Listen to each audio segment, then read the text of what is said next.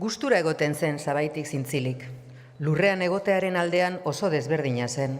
Aiseago hartzen zen arnasa. Dardara xume batek zeharkatzen zion gorputza eta han goiko erdi zorion hartan batzuetan askatu eta lurra jotzen zuen, bere burua ere harrituz. Orain baina, lehen ez bezala menderatzen zuen gorputza, eta halako erorialdietan ez zuen minik hartzen. Arreba bere alao hartu zen, Gregorrek bere buruarentzat aurkitutako jolas berriaz, itsasgarriaren aztarnak usten baitzituen hemenka, eta Gregorri bere ibilera ura errazte aldera, bururatu zitzaion traba egiten zuten altzariak baztertzea, batez ere komoda eta idazmaia. Ezin zuen baina bere kabuz egin, etzen ausartzen aitari laguntza eskatzera. 16 urteko neskameak ez ziokeen noski lagunduko. Lehengo sukaldaria joan zenetik ausartari zen, baina sukaldea beti giltza zitsita edukitzeko baimena eskatu zuen, eta zerbait berezia zenean bakarrik irekitzea.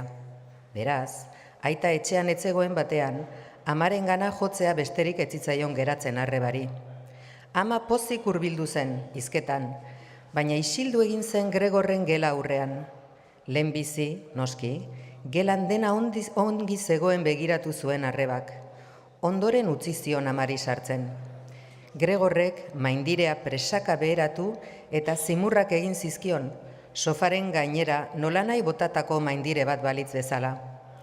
Baztertu egin zuen maindire azpitik zelata egitea ere. Uko egin zion ama ikusteari, ura etorri izanaren pozari eutsiz. Zatoz, ez da inon ageri, esan zuen arrebak, nonbait amari eskutik helduta bidea erakusten.